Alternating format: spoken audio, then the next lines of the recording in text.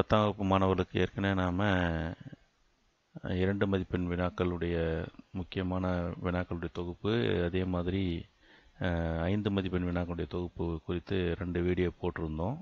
அந்த வீடியோவில் இருக்கக்கூடிய வினாக்கள் எல்லாம் நீங்கள் இப்போ பார்த்து அது தேர்வுக்கு தகுந்த மாதிரி தயார் பண்ணியிருப்பீங்கன்னு நினைக்கிறேன். சரி, இந்த தேர்வுக்கு தயார் பண்ண அந்த விஷயங்களை நீங்கள் எவ்வளோ தூரத்துக்கு நாம் செஞ்சுருக்கோன்றதை தெரிஞ்சுக்கிறதுக்காக ஒரு அரசு பொதுத் தேர்வு அமைப்பில் அப்படியே ஒரு மாதிரி வினாத்தாள் ஒன்று நம்ம இங்கே இந்த வீடியோவில் கொடுத்துருக்குறோம்.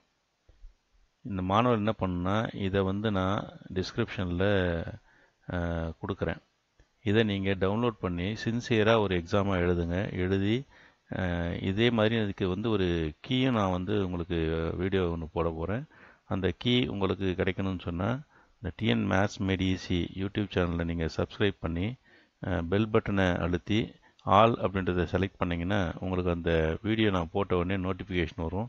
அதை நீங்கள் டவுன்லோட் பண்ணி ஏற்கனவே நீங்கள் எழுதின அந்த தேர்வை ஒரு முறை அப்படி நீங்களே வச்சு என்ன பண்ணலாம், சுயமாக வேல்யூ பண்ணி பார்க்கலாம். மதிப்பீடு பண்ணும்போது, சுயமாக மதிப்பீடு செய்யும்போது என்ன நன்மைன்னா, நம்ம என்ன மிஸ்டேக் பண்ணுறோன்றது நம்ம தெரிஞ்சுக்கலாம். அந்த மிஸ்டேக் நம்ம மறுபடியும் திரும்ப செய்ய மாட்டோம்.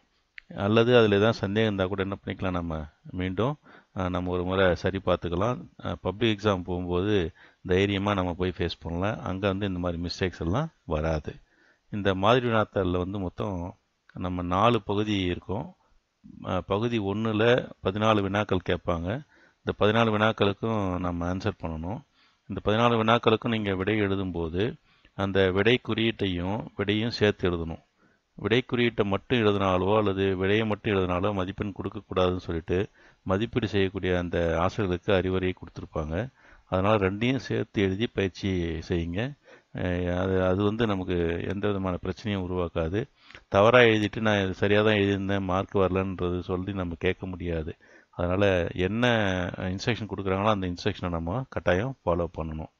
சரியா? இந்த 14 வினாக்களுக்கான அந்த விடைகளை எழுதும்போது அந்த ஒவ்வொரு விடைக்கு நேராகவும் அந்த வினாவுடைய எண் சரியாக போட்டிருக்கணுன்றது சரி பாருங்கள். இது 1 மார்க்குக்கு மட்டும் இல்லை, 2 மார்க்குக்கும் பொருந்தும். இப்போ பகுதி 2ல் 2 மதிப்பெண் வினாக்கள் கொடுத்துருப்பாங்க. இதில் 14 வினாக்கள் இருக்கும். அதில் 10 வினாக்களுக்கு நீங்கள் ஆன்சர் பண்ணணும். அந்த 10 வினாக்களில் வினா எண் 28 கட்டாய வினா. அது போக மீதி 13 வினாக்கள் இருக்கும். அந்த 13 வினாக்கள் நீங்கள் 9 வினாக்களை தேர்வு செஞ்சு மொத்தம் 10, 28வது வினாவையும் சேர்த்து 10 வினாக்களுக்கு நீங்கள் ஆன்சர் பண்ணணும். இந்த ஒவ்வொரு வினாவுக்கும் 2 மதிப்பெண்கள்ன்றதுனால இந்த பகுதியில் நமக்கு 20 மதிப்பெண்கள் கிடைக்கும். இதில் 9 மதிப்பெண்களுக்கு 18 மார்க்கு. கட்டாய வினா ஒன்று புக்கிலேருந்தும் கேட்கலாம், இல்லை புக்குக்கு வெளியே இருந்தும் கேட்கலாம், இல்லை புக்கில் இருக்கக்கூடிய அந்த வினாவுடைய மாதிரியாகவும் இருக்கலாம், மாடலாகவும் இருக்கலாம். அது எதுவும் நம்ம தெளிவாக சொல்ல முடியாது. என்ன காரணம்னா, நமக்கு எந்த ப்ளூ பிரிண்ட்டும் கொடுக்கல. ப்ளூ பிரிண்ட் இல்லாததுனால அது எது வேணாலும் கேட்கறதுக்கு வாய்ப்பு இருக்கும். பகுதி 3லேயும் இதே மாதிரி நமக்கு 14 வினாக்கள் கொடுப்பாங்க. அதுலேருந்து நீங்கள் 10 வினாக்களுக்கு ஆன்சர் பண்ணணும். அதில் 2 மதிப்பெண் வினாவை போலவே ஒரு வினா கட்டாய வினா. வினா எண் 42 கட்டாயமாக விடையளிக்கணும். அது போக 13லேருந்து நீங்கள் 9 வினாக்களுக்கு விடையளிக்கணும். 9 × 5 45, கட்டாய வினாவுக்கு ஒரு 5 மதிப்பெண், மொத்தம் 50 மதிப்பெண்கள் வந்துடும் அதில். அதனால் இதுலேயும் அதே மாதிரி இந்த கட்டாய வினா எப்படி இருக்கணும்னா அதே போல் தான். 2 மதிப்பெண் வினாவுக்கு என்ன கட்டுப்பாடோ அதே மாதிரி தான். ஆனால் பெரும்பாலும் புத்தகத்தில் இருக்கக்கூடிய கணக்கினுடைய மாடலில் தான் இந்த கட்டாய வினாங்கள்லாம் கேட்குறாங்க. அதனால் கொஞ்சம் நம்ம தைரியமாக இருக்கலாம். நமக்கு தெரிஞ்ச கான்செப்ட்லாம் நல்லா படிச்சிட்டோம், ஃபார்முலா நல்லா படிச்சிட்டோம் அப்படின்னா நிச்சயமாக அந்த கட்டாய வினா சுலபமாக நம்ம ஆன்சர் பண்ண முடியும்.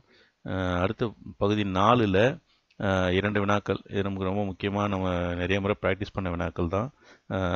Geometry and graph. ஜியாமெட்ரியில் 3 விதமான கணக்குகள் இருக்கும். வடிவத்த முக்கோணங்கள் வரைதல், முக்கோணங்கள் வரைதல், அடுத்து தொடுகோடு வரைதல். இது ஏதாச்சும் 2 கேட்பாங்க. அது ஒரு கொஷின் ஆன்சர் பண்ணணும். அடுத்தது கிராஃபில் 2 கொஷின் இருக்கும். இந்த 2லேருந்து நம்ம ஒன்று ஆன்சர் பண்ணணும்.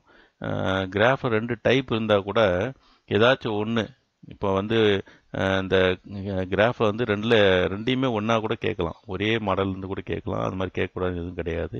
அதனால் நீங்கள் அந்த கிராஃப் பார்க்கும்போது எதையும் ஒமிட் பண்ணி பார்க்காதீங்க, எல்லாத்தையுமே பாருங்கள் தரவா. ஏன்னா இதுக்கு 8 மார்க் இருக்குது ஒவ்வொன்றிலையும். இதில் நம்ம தவறு இல்லாமல் செஞ்சோம்னா தான் நம்ம அந்த சென்டம் வாங்கிறதுக்கு இருக்கும். அதே மாதிரி பாஸ் பண்ணுறவங்களுக்கும் இந்த 2 வினாக்களும் ரொம்ப முக்கியமான வினாக்கள்.